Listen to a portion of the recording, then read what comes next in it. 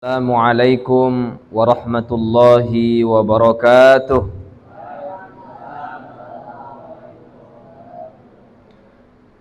Alhamdulillahi rabbil alamin. Wassalatu wassalamu ala ashrafil anbiya'i wal mursalin Sayyidina wa nabiyyina Muhammadin wa ala alihi wa sahbihi ajma'in, amma ba'd. Yang kami muliakan, kami hormati dan kami doakan tentunya para asatidz, bapak-bapak, dan yang kami muliakan, kami banggakan anak didik kami, para hufaz, yang semua kita insyaallah dirahmati, diridhai dan diberkahi oleh Allah Subhanahu wa taala. Pertama-tama tentulah tak bosan-bosannya marilah kita senantiasa selalu bersyukur serta memuji Allah Subhanahu wa taala dengan mengucapkan alhamdulillahirabbil alamin, segala puji bagi Allah Tuhan semesta alam. Selanjutnya marilah kita sampaikan salawat dan salam kepada Rasulullah sallallahu alaihi wasallam. Allahumma salli ala Muhammad wa ala ali Muhammad. Semoga kelak kita mendapat syafaat di hari akhirat, di hari kiamat. Amin ya rabbal alamin. Kajian kita pada malam Sabtu pekan kedua ini, insyaallah mulai bulan Oktober ini adalah kajian kitab hadis Riyadhus Shalihin yang ditulis oleh Imam An-Nawawi rahimahullah. Kita masuk langsung ke bab kedua, yaitu tentang at-taubatu atau taubat. Dalam Riyadhus Shalihin, sebelum menyampaikan hadis-hadis Rasulullah SAW, maka dimulai dengan beberapa ayat Al-Quran.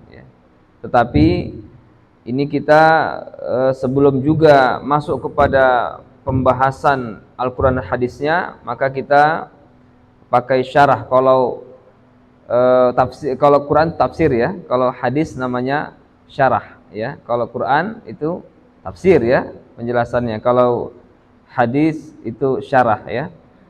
Bismillahirrahmanirrahim. Qala al-ulama at-taubatu wajibatun min kulli dzamb. Para ulama berkata, taubat itu hukumnya wajib dari setiap dosa.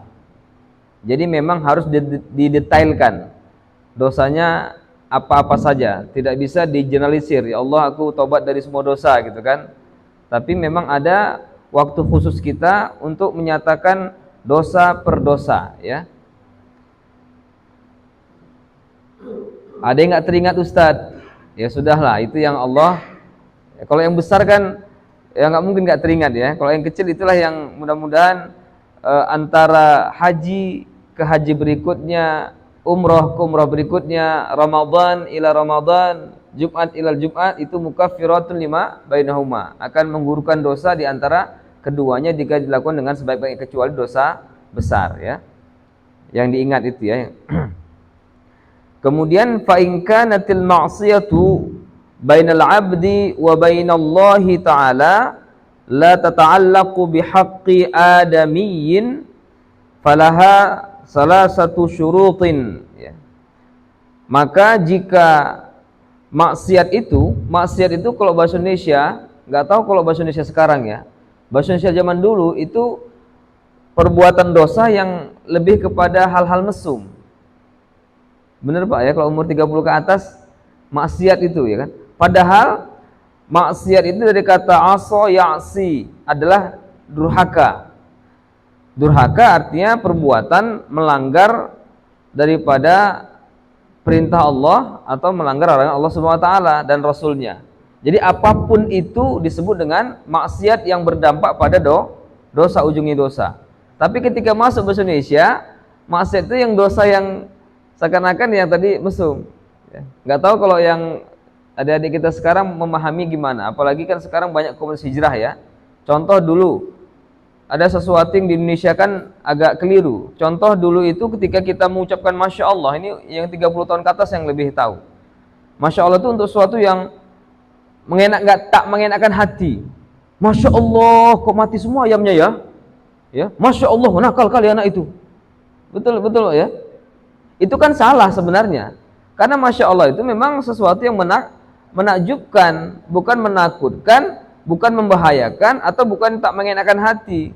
Alhamdulillah yang sekarang itu bahkan anak-anak yang remaja-remaja pemuda komunitas hijrah begitu ya, yang semacam-macam ya, dia sudah hijrah kemudian ya kalau bahasanya yang bagus-bagus lah, yang ke masjid pengajian.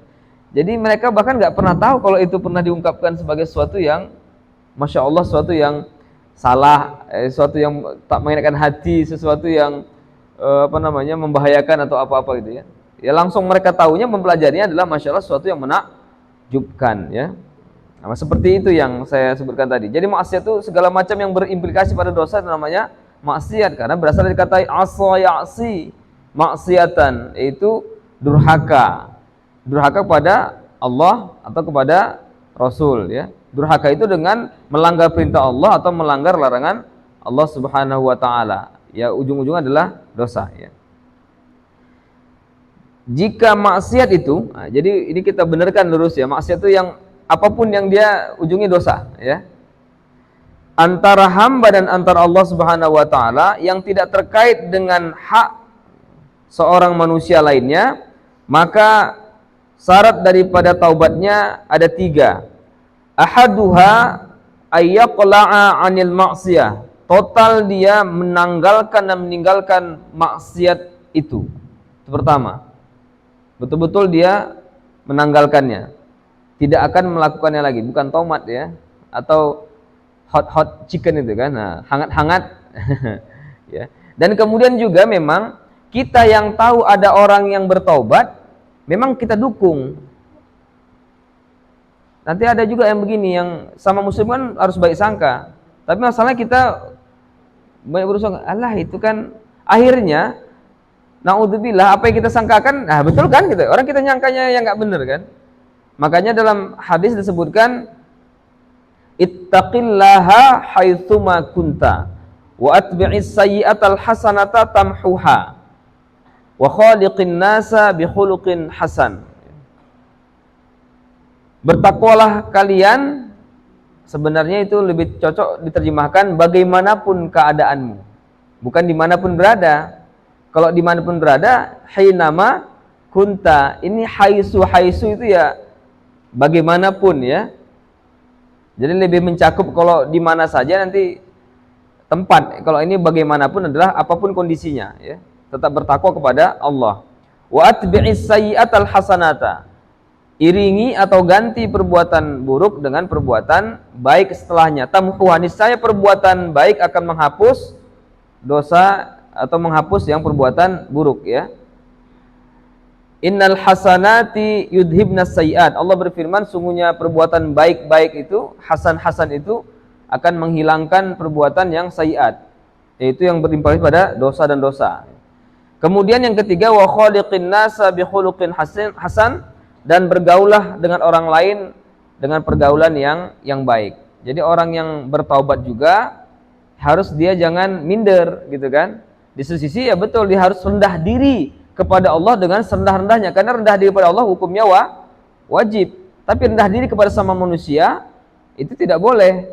Itu bisa rusak akidah kita bahkan di ujung-ujung kajian itu. Karena apa? Allah menciptakan kita makhluk yang mulia, dan Allah Tawwabur Rahim, Maha penerima taubat dan Maha penyayang, gitu ya. Nah, kemudian kita juga yang tadi tahu dia bertobat, ya kita pergauli dia dengan sebaik-baiknya, sehingga prasangkaan kita terhadapnya dan doa kita terhadapnya betul-betul yang dia mau setengah-setengah, betul-betul ya bertobat karena ada dukungan ya. Insyaallah ya. Jadi yang bertobat pun demikian, yang menerima yang tahu dia bertobat juga mendukung ya. Baik, kemudian syarat yang kedua agar taubat diterima adalah wasani ayandama ala fi'liha, menyesal betul dia telah melakukannya. Itu ya. Jadi hadis Rasul menyebutkan an-nadamatu minat taubah. Penyesalan itu adalah bagian daripada taubat. Pernah enggak mendengar kisah anak Nabi Adam yang dua itu, satu bunuh ya, kemudian diperlihatkan burung gagak. Itu ada ya. Di ujung ayat disebutkan fa asbaha minan nadimin, maka dia termasuk orang-orang yang menyesal. Di ayat itu tidak disebutkan apakah dia masuk neraka, apakah dia itu menjadi orang yang celaka. Tapi di ujung ayat disebutkan fasbaha minan nadimin. Maka masih ada ulama menyebutkan kalau dia termasuk orang menyesal bagi taubat, berarti Allah terima taubatnya. Karena di ayat tidak disebutkan dia termasuk ahli neraka kah atau celaka kah, tidak disebutkan. Hanya saja Allah alam ya, Allah alam. Ada yang mengatakan ya itu manusia pertama kali yang membunuh, karena yang membunuh dan dibunuh masuk neraka. Kok bisa begitu? Yang dibunuh juga masuk neraka? Iya, kalau dia memang ada niat membunuh, ya. Konyolnya dia mati yang duluan mati gitu ya. Bapak-bapak saudara masyaallah taala, kita tidak memperdebatkan apakah Qabil yang tanda kutip ya, qila dikatakan namanya adalah Qabil.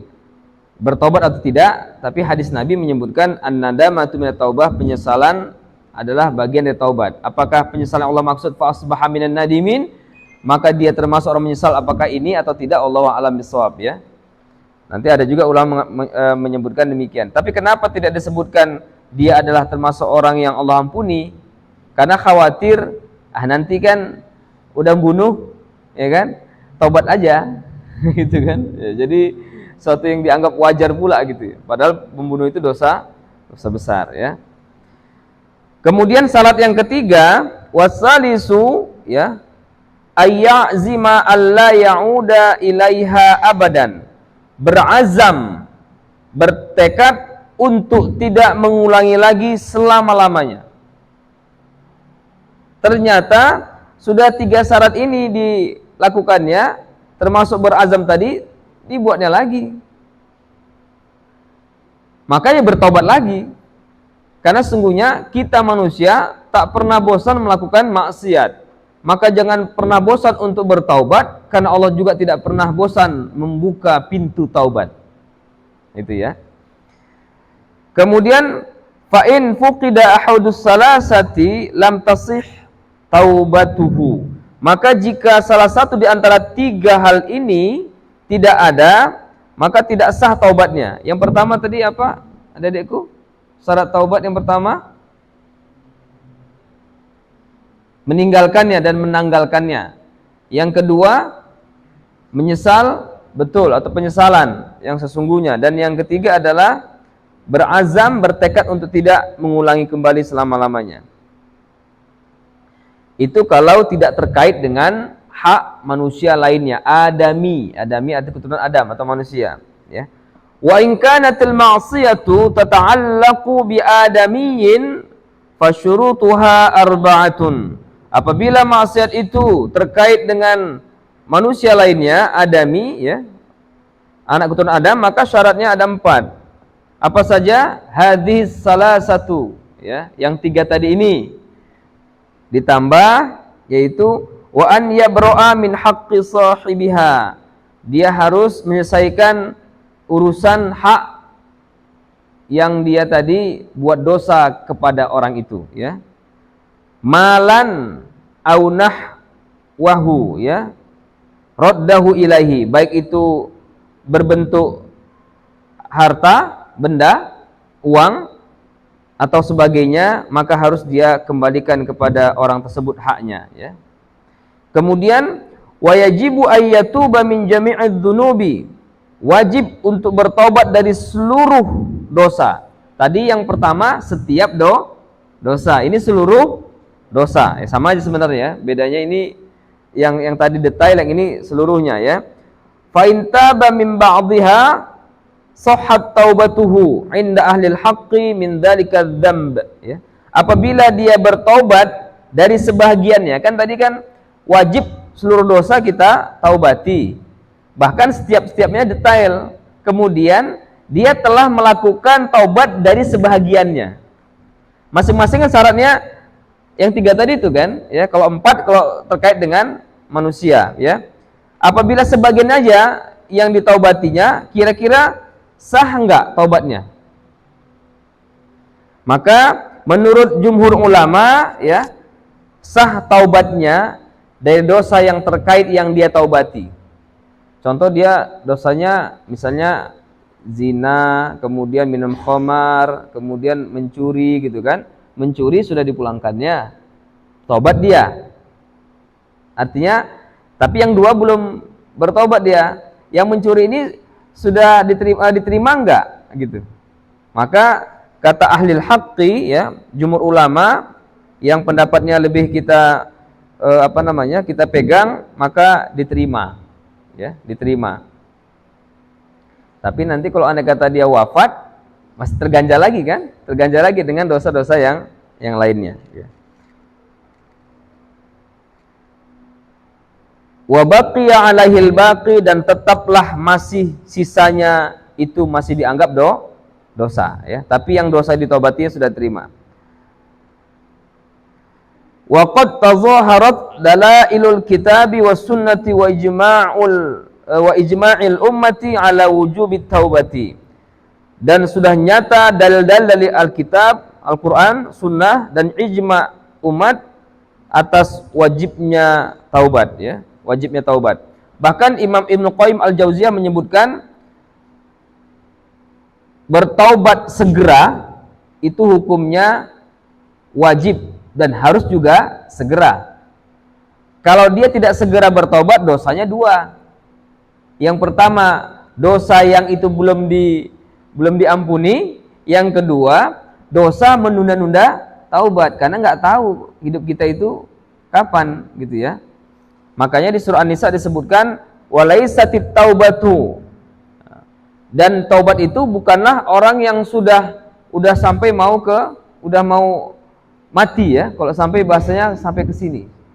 Contoh misalnya Fir'aun laknatullah alaih. Pernah enggak dia mengatakan amantu bi rabbi Harun wa Musa? Aku beriman kepada Tuhannya Harun dan Musa. Pernah, dan Allah berikan dalam Al-Qur'an. Kemudian amantu bima amanat bihi banu Israel. Aku beriman dengan yang diimani oleh Bani Israel. Allah Subhanahu wa ta'ala Rabbul Alamin. Dia bilang gitu, tapi bilangnya adalah ketika sudah sampai gor-gor, sampai ke tenggorokan dan kerongkongan ini. Sementara iman itu di mana? Iman itu di hati ya. Bahasa apanya qalbu ya. Imannya itu di hati. Ya di sini. Iman di dada. Sementara malaikat Israel mencabut nyawa dari ujung kaki. Kan ditarik itu. Yang normalnya adalah sakitnya perihnya itu seperti domba hidup-hidup di sayat, dikuliti. Itu sakitnya. Datang ustaz sebelah bilangnya corok nyipis ustaz gitu ya. Biar enggak ada itu, hadisnya enggak ada. Corok jeruk nipis enggak ada kan ya. Jadi semakin berat dosanya, besar dosanya, itu seperti cakar yang tertarik lah. Urat-urat itu macam ditarik terus. Mau ditarik kan keras, tapi melambat karena dosanya. Akhirnya ya seperti cakar itu. Lewat ke hati. Sudah selesai kalau ke hati, karena taubat itu, iman itu, takwa itu letaknya di dada, di hati ini. Ya sudah, mau ngomong apapun di sini dia selesai. Sama seperti kan hadis yang kebalikannya. Ada orang yang baca Quran, yang Quran itu hanya sampai di tenggorokannya saja. Ya kan? Berarti dia baca tapi sampai sini, belum sampai ke hati. Nah, itu kalau dibaca Quran. Ini yang ketika cabut nyawa oleh Israel, bila Israel datang memanggil itu ditarik dari ujung jempol kaki, terus udah lewat sini udah tidak ada artinya. Anehnya, saya juga begini kan, ketika mempelajari tafsir, kenapa tidak dibilang Fir'aun amantu billah? Aku beriman kepada Allah. Gengsi tinggi kali ya. Udah mau sampai sini pun masih amantu bi rabbi Harun wa Musa. Kan payah ngomong itu kan. Udah sampai mau tenggelam gitu. Apa yang bilang amantu billah? Ya itu memang udah, ya begitulah dia akhir hayatnya gitu kan. Udah sampai beriman juga tapi udah mau mati ya. Makanya kata-kata taubat dalam Al-Quran itu ada dua yang besar, itu kepada orang beriman. Tidak pernah langsung ada ayat yang mengatakan bertaubatlah wahai orang-orang kafir. Bertaubatlah orang-orang pembuat dosa. pendosa atau berbuat maksiat atau berbuat durhaka atau berbuat zalim, berbuat fasik. Tidak pernah pula ada ayat demikian langsung ya. Malah yang ada adalah bertobatlah orang yang beriman. Lah orang beriman dosanya apa? Karena itu persiapan di bawah alam sadar, kalau nanti dia berdosa, sudah ada basicnya, tahu dia tempat kembalinya bagaimana. Dia persiapan untuk orang yang beriman, karena manusia kan al-iman yazid wa yanqus, iman itu naik dan turun, bertambah dan berkurang, pasang surut. Yazid bil ta'at kata ulama. Menafsirkan hadis ini, yazid bil ta'at, bertambah dengan ketaatan-ketaatan untuk menangkal daripada hal maksiat masuk sehingga iman bertahan dan terus naik, dan berkurang dengan ma'asi, berkurang dengan maksiat dan maksiat. Kata itu menggerus daripada keimanan sehingga masih syukur kalau imannya masih turun tapi nggak hilang. Termasuk ketika semakin banyak ketaatan, semakin sen kita itu lihat kemungkaran itu kalau bisa berubah dengan tangan. Kalau bisa, nggak bisa baru dengan lisan. Tapi kalau sampai ke hati itu walaupun masih ada imannya, tapi sudah selemah-lemah iman, tapi masih syukur. Tapi lama-lama kalau terus maksiat kita kerjakan, udah hilang apa itu? Rasa udah EGP, emang gue pikirin, tidak ada rasa ihtimam kepada Islam dan kaum muslimin. Karena apa? Tidak dikembalikan lagi cermin yang telah pertamanya sudah bersih kembali. Karena cermin itu kan memang bersih. Kalau ada debu dosa, segera dihapus. Sebelum nanti ngapusnya payah, ya udahlah, EGP uang gue pikirin tuh gitu. Ya sama seperti yang air yang kita contohkan yang lalu ya, air mineral gitu kan, bening bersih, kita terbuka selama 60 tahun, banyak dosa, kita biarkan saja. Harus diganti dengan air yang baru. Caranya itu terus isi dengan kebaikan-kebaikan, nanti hilang sendiri yang kotor, atau buang saja. Cari usahakan ada air yang baru.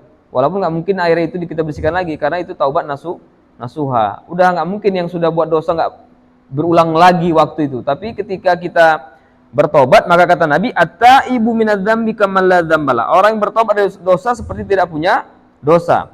Lau akhta'tum zabadal bahri summa tubtum lataballahu alaikum. Kalaulah kalian berdosa sebanyak buih di lautan, sekian banyaknya, kemudian kalian taubat, pasti Allah akan menerima taubat kalian. Jika tidak ada pun dosa di muka bumi sekiranya, maka Allah buat dosa agar orang yang beriman segera bertaubat. Karena pahala taubat itu luar biasa. Pernah dengar kisah yang 99 orang dibunuhnya? Ya, itu hadis sahih. Kemudian dia pengen taubat. Ditanya kepada seorang ahli ibadah. Ya, ahli ibadah ini mengatakan tak terima taubatmu. Ya sudah nggak terima taubatnya, bunuhnya aja. Memang dia udah biasa bunuh kan. Jadi qatilu mi'ah. Nabi menyebutkan dia itu adalah qatil, penjagal, pembunuh 100 orang. Tapi dia tidak putus asa. Kalau dikaitkan ayat la taqnatu mir rauhillah, jangan putus asa dari rahmat Allah Subhanahu wa taala. La tai'asu mir rahmatillah. Jangan putus asa dari kasih Allah Subhanahu wa taala ya. Karena Allah Maha Pengasih, Maha Penerima taubat. Akhirnya dia tanya kepada orang yang alim. Ketika berbicara ternyata dulu asalnya dia di kaum su'in, dari kaum yang memang disitulah semua dosa, kejahatan dibuat. Kalau begitu solusinya kamu pergi ke kaum yang soleh, kaum solihin, pergi ke sana. Ya. Akhirnya ketika dia di tengah jalan meninggal dunia. Antara malaikat rahmat dan malaikat azab itu berhak, masing-masing merasa berhak menjemputnya. Aku yang menjemput. Karena rahmat Allah mendahului murkanya, tapi dia belum pernah buat amal kebaikan sedikit pun, kata malaikat azab. Dan sementara dia telah berbuat dosa membunuh 100 orang, dosa besar. Satu orang aja dibunuh itu dosa besar, apalagi 100 orang ya.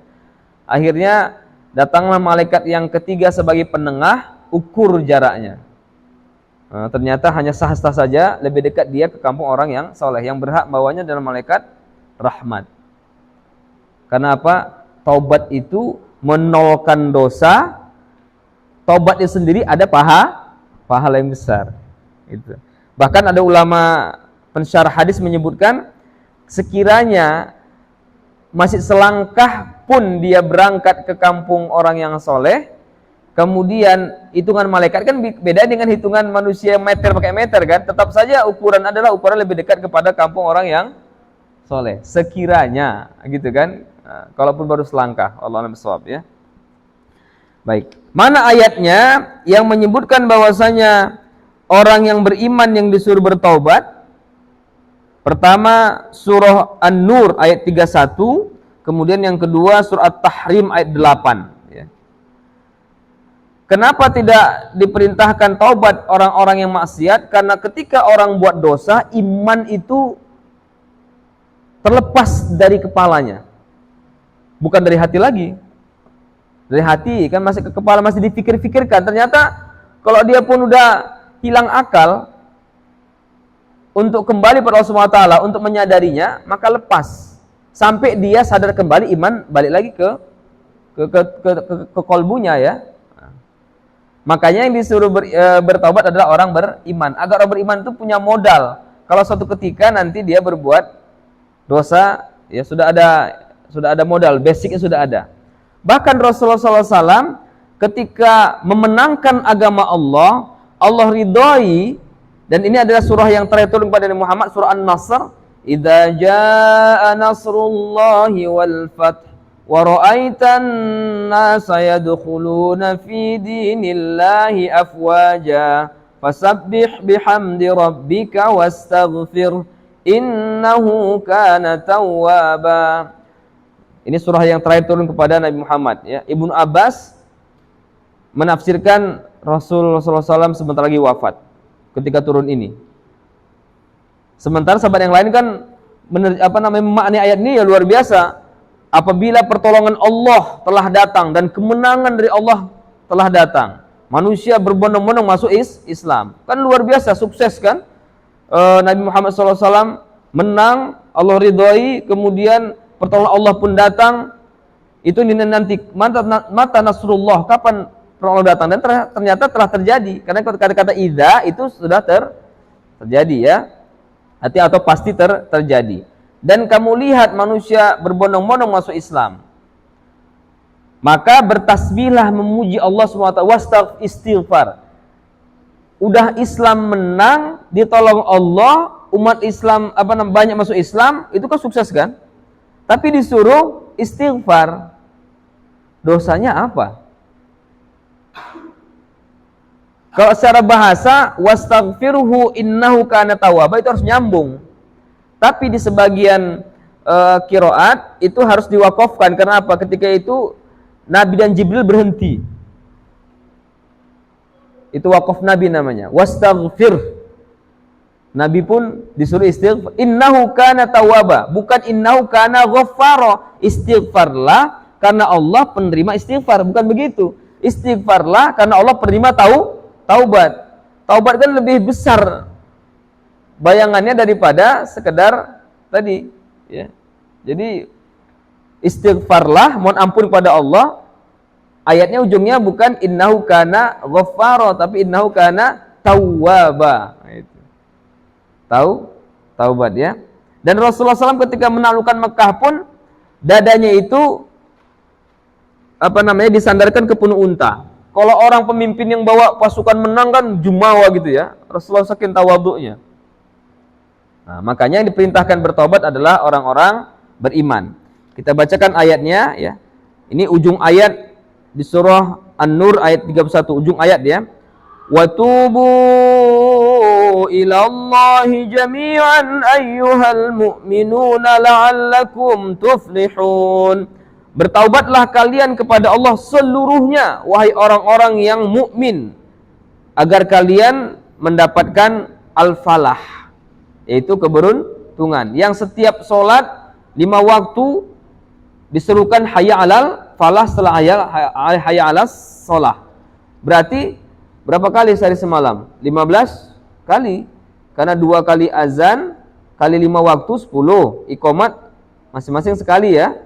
Berarti 1 kali 5, 5. Jadi 15 kali. Termasuk di antara hayya alal falah, agar segera kembali taubat kepada Allah Subhanahu wa taala. Kemudian yang kedua di surah At-Tahrim ya. Ada yang mengatakan Nasuha nama orang, ada kisahnya si Nasuha katanya kan. Allah alam, saya belum tahu dari mana dasar riwayat itu ya. Katanya Nasuha itu nama orang. Itulah lihat seperti taubat si Nasuha itu. Karena Nasuha itu ya sebuah kata dalam bahasa Arab yang artinya ya sebenar-benarnya atau murninya, bukan nama orang ya. Sama seperti burung ababil. Itu nama burung atau istilah untuk burung yang datangnya berbondong-bondong gitu. Ya, kalau dilihat secara bahasa yaitu istilah untuk burung yang datangnya bergerombolan, berbondong-bondong, bukan nama burung ya. Sama seperti Nasuha ya. Ya ayyuhalladzina amanu tubu ilallahi taubatan nasuha. Wahai orang-orang beriman, bertaubatlah kepada Allah dengan taubat yang semurni-murninya. Jadi yang disuruh bertaubat di perintah baru adalah orang beriman. Berapa kali Nabi istighfar dan bertaubat sehari semalam? Ada yang menyebutkan 70 kali, ada yang menyebutkan 100 kali. Yang betul mana Ustaz? Dua-dua kan hadisnya benar ya. Tapi yang paling ini ya, 100 kali itu adalah angka yang biasa dilakukan Nabi. Kenapa ada angka 70? 70 itu dalam bahasa Arab adalah angka yang menyatakan banyak. Contoh kita mengatakan, yang datang ribuan orang ya. Itu menyatakan kata-kata banyak atau ratusan orang ya. Paling datang kan cuman misalnya 70 orang gitu kan, atau yang datang bahkan 1000 orang, tapi karena biasanya kita sebutkan ratusan udah banyak, yang datang ratusan orang ya. Nah, semacam gitu. Jadi sebenarnya angka pastinya adalah 100. Angka pastinya 70 itu menyatakan adalah banyak ya. Jadi insyaallah paling tidak untuk membiasakan kita istighfar itu, membiasakan dulu yang penting. Ala bisa karena biasa, lancar kaji karena diulang ya. Sebagai amal adalah yang dia sedikit demi sedikit, yang penting continue. Khairul amali madalla wa yanqala. Jadi kita baca istighfar itu untuk latihan pertama dulu adalah astaghfirullah saja dulu, itu dihayati 100 kali. Kalau sudah mantap yakin, seberapa kita yakin memang nggak pernah tinggal lagi kita dengan yang itu dulu, barulah kita tambah dengan kata-kata tambahan. Ustaz nggak enak kalau cuma begitu. Yang penting latihannya dulu. Contoh misalnya sholat duha maksimal 12 rakaat. Tapi jangan ujuk-ujuk 12 rakaat. Karena apa? Nanti kita begini patah arang, capek juga ya. Besok-besok nggak pernah, setahun sekali ya pernah sekali dia. Orang nggak pernah sholat duha 12 rakaat, dia pernah. Tapi setahun sekali aja duhanya, setelah itu nggak pernah lagi. Mana lebih bagus daripada orang yang rutin, ya setiap minggu atau bahkan setiap hari 2 gitu kan? Tapi tetap dilakukan. Nah, itu dulu ya. Astagfirullah dulu, pastikan itu, karena memang hadis riwayat Ibnu Abbas yang Rasul setelah sholat kan cuma astagfirullah saja kan, tidak pakai kata al-azim, tidak pakai alladzi la ilaha illallah. Itu kan kalau istighfarnya di luar sholat atau zikir-zikir tertentu ya. Tapi kalau andai kata setelah sholat kan cuma astagfirullah. Bukan berarti kalau menambah daripada itu kita salah ya. Artinya ini contoh agar dikuatkan dulu astagfirullah itu yang 100 kali. Nanti kalau sudah sampai kena di hati, sudah yakin kita tidak akan meninggalkannya 100 kali sehari itu, ambil waktu khusus. Ya ada yang mengatakan ya pecah saja 5 waktu jadi 20 gitu. Atau ada yang begini, itu nanti lupa. Ya sudah, ambil waktu kapan, sebelum tidurkah, atau bahkan bangun tidurkah, atau setelah subuh kan memang yang dia duduk satu majlis 100 kali. Nanti kalau anda kata ada tambahan, itu tambahanlah ya daripada yang 100. Yang penting ini modal sudah dapat ya 100 kali. Nanti sudah rutin baru astagfirullah wa atubu ilaih. Sudah rutin lagi itu baru astagfirullahalladzi la ilaha illa huwal hayyul qayyum wa atubu ilaih ya. Jadi memang yang namanya istighfar bagian daripada zikir ya. Dan zikir itu maknanya dua. Pertama menyebut dengan lisan karena memang amal ibadah lisan. Yang kedua mengingat dengan akal. Akal ada dua yang pernah kita sebutkan yang lalu, akal di pikiran dan akal di qalbu di hati. Jadi ketika kita istighfar, ketika kita zikir, maka hati, akal di pikiran dan akal di hati dan termasuk lisan bekerja sekaligus. Itu insyaallah akan dahsyat ya. Baik. Kemudian kita masuk ini insyaallah kita hayabina nu'min sa'ah, mari kita beriman sesaat ya. Kalau sesaat bahasa Arab yang sekarang ini adalah 1 jam. Ya, jadi sesaat 1 jam ya, 1 saat. Kalau di bahasa Nabi ya nggak ada hitungan saat itu artinya jam. Sekarang ini kalau saatan artinya sejam. Berarti kalau hayabina nu'min sa'ah hadis Nabi, ayo kita beriman sesaat, berarti ya kalau bahasa sekarangnya 1 jam ya. Kalau andai kata mau lebih sejam, kita batasi dulu insyaallah, berarti bulan depan tetap masih lanjut tentang kaji At-Taubah karena hadisnya juga banyak ya. Hadis 1 sampai hadis ke-13 itu tentang ikhlasun niat, bab pertama. Kita masuk bab yang kedua tentang At-Taubah, taubat. Hadisnya hadis ke-14 sampai kesekian, nanti sampai mana kita dapatnya ya. Bismillahirrahmanirrahim. An Abi Hurairah radhiyallahu anhu sami'tu Rasulullah sallallahu alaihi wasallam yaqul wallahi inni la astaghfirullah wa atubu ilaihi fil yaumi aktsara min 70 marratan. Rawahul Bukhari ya. Hadis ini diriwayatkan dari sahabat Nabi yang bernama Abu Hurairah radhiyallahu anhu, Allah meridainya. Sami'tu Rasulullah sallallahu alaihi wasallam, aku mendengar Rasulullah SAW bersabda ya, wallahi demi Allah, inni sungguh aku la astaghfirullah, benar-benar istighfar kepada Allah. Inni itu harfu taukid, artinya kata untuk menguatkan suatu kalimat. Bisa aja demi Allah aku istighfar gitu ya. Ini enggak, wallahi demi Allah ya. Yang pertama. Kemudian yang kedua, ini sungguh aku. Udah 2 ya, penegasan penguatan. La astaghfirullah. La itu kalau la-nya pendek artinya benar-benar atau sungguh, betul-betul. Makanya ngeri-ngeri sedap awak kalau andai kata baca Quran itu atau baca hadis salah panjang pendeknya. Karena la itu artinya sungguh, la yang pendek ya. Tapi kalau yang la artinya tidak atau jangan. Contoh misalnya ada orang yang salah baca, wallahu la yuhibbudz zalimin. Allah tidak menyukai orang-orang yang zalim. Dibacanya pendek. Wallahu la yuhibbuz zalimin. Allah sungguh mencintai orang-orang yang zalim, gara-gara salah panjang pendek. Kalau yang panjang pendek masalah Malik Yaumiddin itu dua-duanya benar, enggak masalah. Malik artinya yang menguasai, yang memiliki. Malik artinya raja. Kan beti tipis kan? Masih enggak fatal. Dan memang dua-dua diakui pula qiraah itu.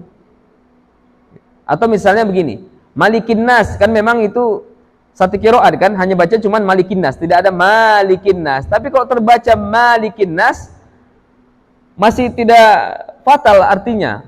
Tapi kalau sudah ketika tadi la dengan la ya, itu fatal. Makanya kalau kita belajar Iqra 1 sampai 6 selalu diulang-ulang. Bedakan panjang pendek, harus benar panjang pendek, jangan naik tingkat gitu ya. Termasuk ini ya.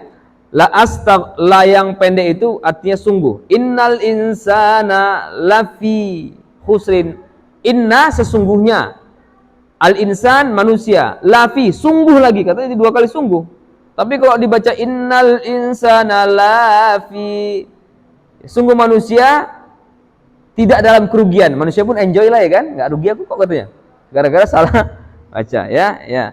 Ini sudahlah ada kata wallahi demi Allah, ini sungguh aku la astaghfirullah, sungguh istighfar mohon ampun kepada Allah Subhanahu wa taala, wa atubu ilaihi dan bertobat kepadanya, fil yaumi dalam sehari, aksara lebih dari 70 marrah 70 kali. Jadi lebih dari 70 kali.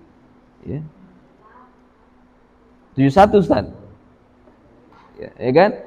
Baca hadis lainnya tidak kurang daripada 100, berarti lebih dari 100 gitu ya. 70 tadi adalah angka yang orang Arab mengatakan itu banyak. Contoh misalnya di ayat ada, tidak akan Allah ampuni orang yang kau istighfar kepada Allah walau sab'ina marrah, walaupun 70 kali. Itu 70 bukan 70 beneran ya, dalam arti 70 itu adalah menandakan angka yang banyak. Karena orang yang didoakan kemusyrikan. Nabi sekali berdoa itu mustajab. Tapi Allah menyatakan walau sab'ina marrah, 70 kali pun enggak akan Allah ampuni. Karena apa? Sudah beda akidah. Nah, yaitu ya. Baik. Hadis sahih riwayat Imam Bukhari. Kemudian hadis ke-15, Anil Agharr bin Yasar Al-Muzni radhiyallahu anhu qala Rasulullah sallallahu alaihi wasallam, ya ayyuhan nasu tubu ila Allahi wastaghfiruhu fa inni atubu fil yaumi mi'ata marrah. Ya. Dari Al-Agharr bin Yasar Al-Muzni, Allah meridainya, ia berkata, Rasulullah SAW sabda, wahai manusia, bertaubatlah kepada Allah dan istighfarlah, mohon ampunlah kepadanya. Sesungguhnya aku bertaubat dalam sehari 100 kali. Jadi sudah ketemu ya angka 70 dengan 100 tadi itu. 70 menyatakan banyak dan Nabi mengatakan lebih daripada 70, dan ada angka pastinya lagi, lebihnya itu berapa? Yaitu 100. Berarti yang kita pegang adalah yang 100 ya.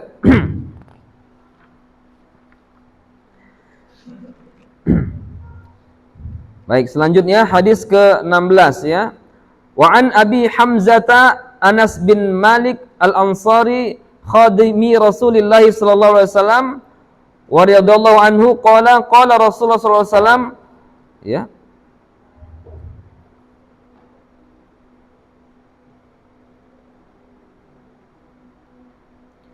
Allahu afrahu bi taubati 'abdihi min ahadikum saqata 'ala ba'irihi wa qad adallahu fi ardi falatin, muttafaqun alaih.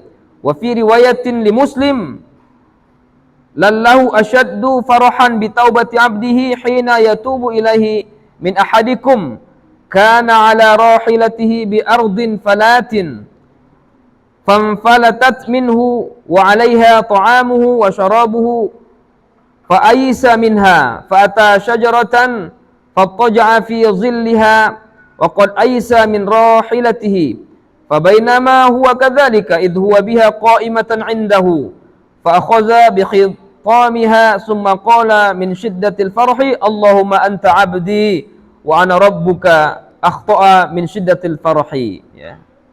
Ini ada cerita yang agak unik ya dari Abu Hamzah. Abu Hamzah ini orang Arab kan sering pakai kunyah ya. Kunyah itu adalah julukan.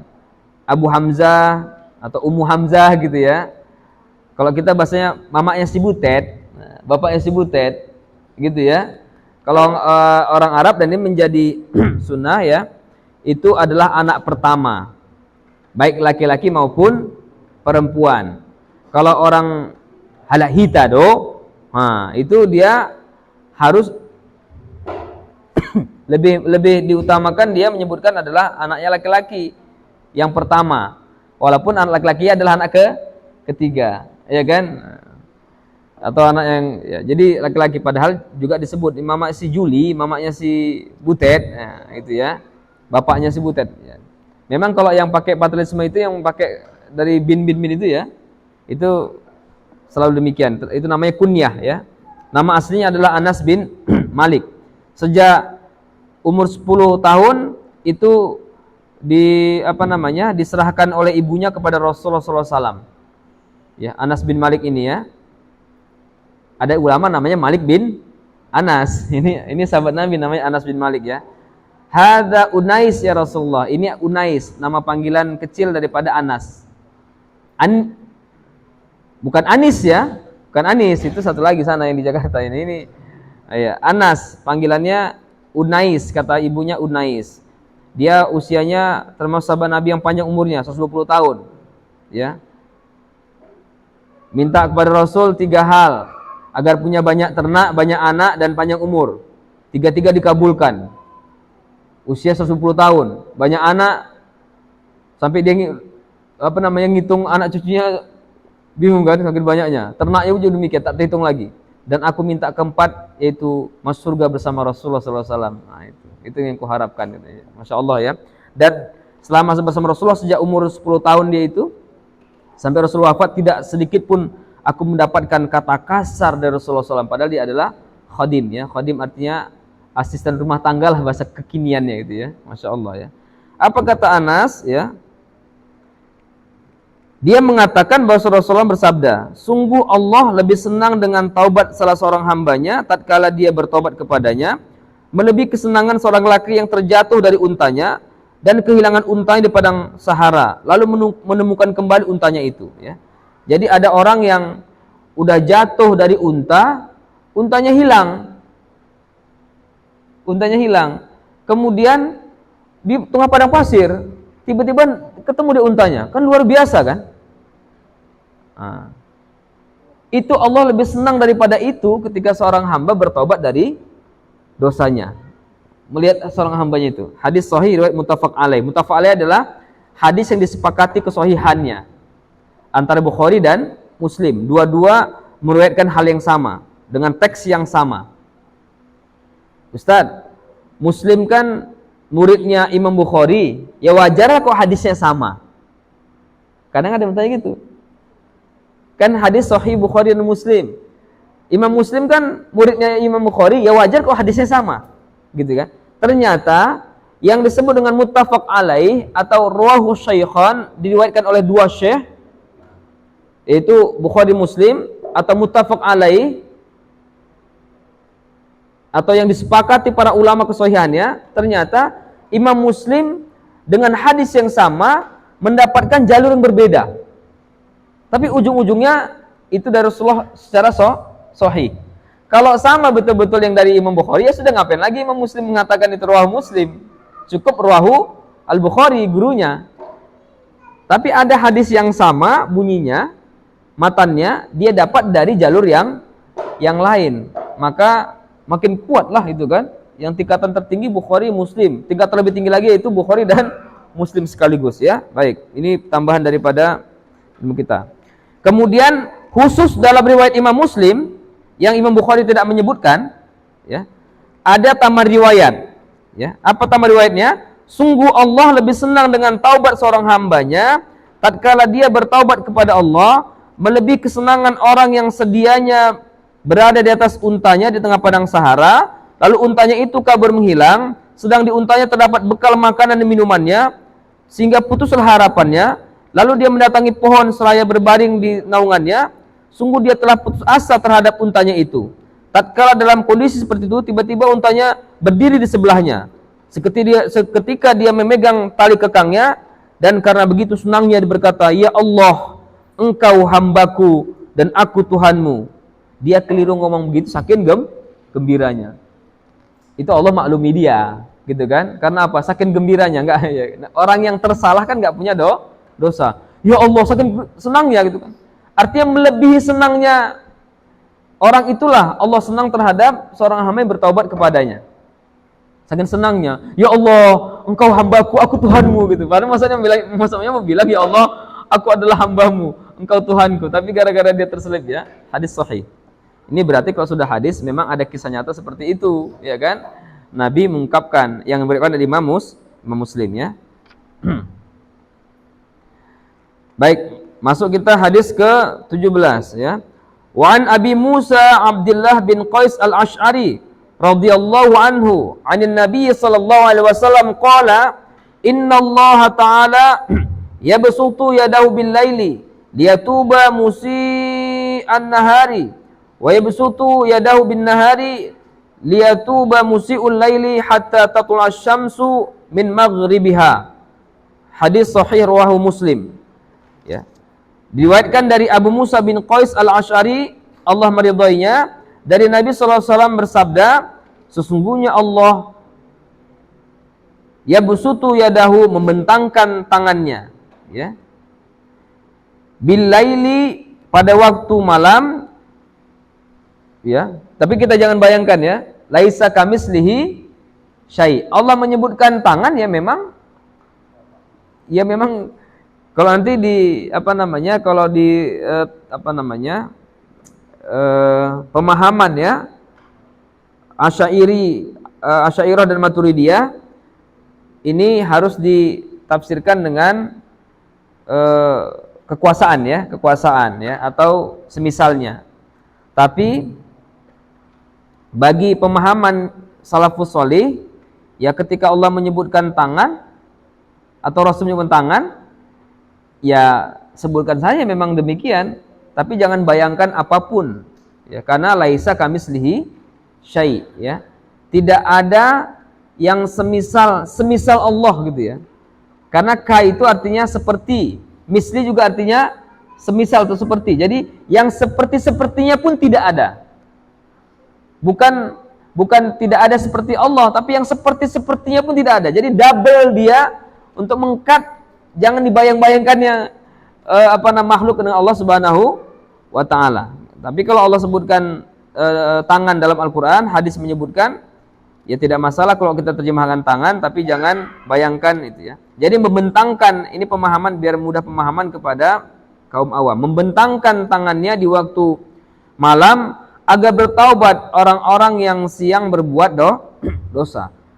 Dan membentangkan tangannya di waktu siang agar bertaubat orang-orang yang berbuat dosa di waktu malam. Hingga matahari terbit ya dari barat. Kalau matahari terbit dari barat sudah kiamat. Kiamat itu terjadi ketika tidak ada lagi yang mengucapkan la ilaha illallah. Jangankan istighfar, ucapkan la ilaha illallah tidak ada. Dan kiamat tidak akan dirasakan oleh setiap muslim. Makanya sampai-sampai hadisnya menyebutkan, ya kan, tetap Allah bukan hanya siang malam saja, tapi sampai sepanjang seterusnya selagi bumi ini ada, sampai matahari terbit dari ya barat, ya. Matahari terbit dari timur kan, itu ya. Jadi tanda-tanda kiamat. Hadis sahih riwayat Imam Muslim ya. Baik, 2 hadis lagi. Kalau yang nanti pembahasan berikutnya insyaallah pada bulan depan ya. Ini untuk mencukupkan kita 1 jam. Nanti insyaallah sesi tanya jawab ya. Hadis ke-18 ya. Wa an Abi Hurairah radhiyallahu anhu qala Rasulullah sallallahu alaihi wasallam man taba qabla an tatlu'a asy-syamsu min maghribiha taballahu alaihi. Rawahu Muslim ya. Hadis ini hampir senada dengan yang di atas, riwayat dari Abu Hurairah radhiyallahu anhu, Allah meridainya. Ia berkata, Rasulullah SAW bersabda, barang siapa yang bertaubat sebelum matahari terbit dari barat, maka Allah pasti akan menerima taubatnya.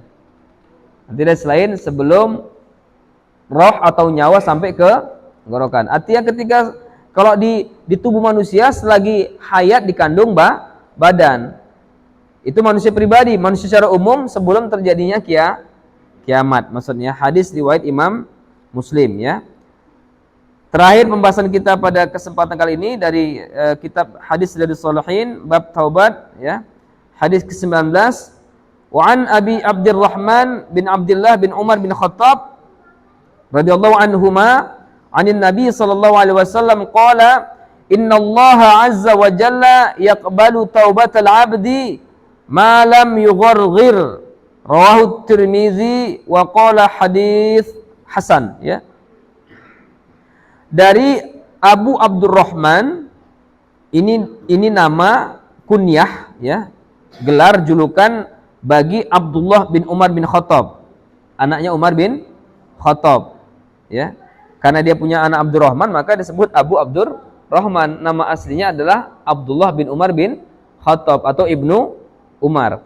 Radhiyallahu anhuma, semoga Allah meridai keduanya. Kenapa yang tadi meridainya, ini meridai keduanya? Tadi kan ya. Kalau Abu Hurairah semoga Allah meridainya, karena yang Islam adalah Abu Hurairahnya. Kalau ini kan Abdullah bin Umar bin Khattab. Semoga Allah meridai keduanya. Karena Abdullahnya Islam, Umar juga ayahnya juga Islam. Maka selalu kalau riwayat Abdullah bin Umar atau Ibn Umar, hadisnya itu radhiyallahu anhuma, ya. Allah meridai keduanya. Dari Nabi sallallahu alaihi wasallam bersabda, sesungguhnya Allah azza wa jalla, azza maha perkasa, wa jalla maha mulia. Jadi innallaha azza wa jalla yaqbalu taubatal abdi, menerima taubat seorang hamba malam yugharghir. Ghargharah itu ini, tenggorokan atau kengkorongan. Malam yugharghir berarti selagi belum sampai ke tenggorokan, ya. Hadis hasan riwayat Imam Tirmizi, ya. Hadis hasan itu di antara hadis sahih dan dhaif. Ulama sepakat hadis hasan itu wajib jadi pegangan karena dia tidak sampai ke dhaif. Bahkan kalau dhaif kemudian kuat dhaifnya sehingga menjadi hasan li ghairihi, hadisnya asalnya dhaif tapi karena kuat dengan pendukung yang lainnya sehingga dia naik derajatnya menjadi hasan li ghairi, hadis hasan karena ada pendukung yang lain jadi kuat, maka tetap juga wajib dijadikan pegangan bagi umat Islam, ya. Kalau masalah mengamalkannya, misalnya nanti ada fadail amal, fadilah amal, hadisnya hasan, yang kalau diamalkan sunnah, gitu kan, hukumnya sunnah, dikerjakan berpahala, nggak dikerjakan apa-apa, maka tidak masalah nggak mengerjakannya, tapi wajib menjadikan itu sebagai pedoman, ya kan, walaupun hadisnya hasan li ghairihi sekalipun, ya. Yang penting hadisnya hasan, apalagi hadis sahih, ya. Baik, sebelum kita tutup, ada sedikit kami sampaikan tentang Abu Hurairah. Itu sahabat Nabi yang paling banyak menerima hadis. Bahkan total hadis yang diriwayatkan beliau adalah 5.700 hadis. Abu Hurairah, ya. Sahabat Nabi yang lainnya termasuk istri Nabi, kalau nggak salah ya cuma 3.000. Abdullah bin Umar bin Khattab juga banyak, ya, karena selalu bersama Nabi, ya. Itu juga 3.000-an, tapi Abu Hurairah itu 5.700 hadis, ya, banyak. Makanya banyak orientalis dan orang yang ingin memojokkan Islam mengatakan Abu Hurairah ini orangnya agak-agak pandir gitu, ya, agak-agak semacam gitu, agak-agak, kalau bahasa kita mungkin agak-agak ada kurang-kurangnya itu. Karena apa? Kalau berhasil mereka menyudutkan Abu Hurairah, berarti banyak hadis yang akan bakal gugur. Ternyata banyak juga hadis Abu Hurairah itu di Sahih Bukhari, di Sahih Muslim gitu, ya. Dan dia ketemu Nabi cuman 3 tahun. Tapi kenapa begitu banyak hadisnya? Karena beliau itu adalah tinggalnya di Masjid Nabawi sebagai ahlu sufah, pimpinan ahlu sufah yang tinggal di situ, ya. Bahkan memang ada majelis al-sufah, itu masih ada peninggalan sekarang di Masjid Nabawi, di situ majelis mereka, ya. Pimpinannya adalah Abu Hurairah. Nama aslinya Abdurrahman bin Sakhar. Bagus namanya, Abdurrahman bin Sakhar, tapi dipanggil Abu Hurairah karena apa? Karena dialah sahabat Nabi yang senang dengan kucing, ya. Karena memang dia dilihat ada kucing yang kasihan waktu sholat mau datang. Jadi gara-gara kasihan ada kucingnya, kan kata Nabi al-hir tohir, kucing suci, ya udah dibawanya sholat. Walaupun tadi misalnya kucingnya baru kan, ya, kan nggak cebok dia kan, itu kira-kira najis enggak? Ya kata Nabi al-hir tohir, kucing suci. Orang Arab ada di jubah begitu, ya, dimasukkan ke jubahnya gitu. Maka Nabi menyebut dia ya Abahir, dia senang dengan julukan itu, bapak kucing gitu kan. Nah, Nabi bukan menghina tapi menyenangkan hati beliau, sehingga Hurairah adalah kucing kecil imut-imut, ya.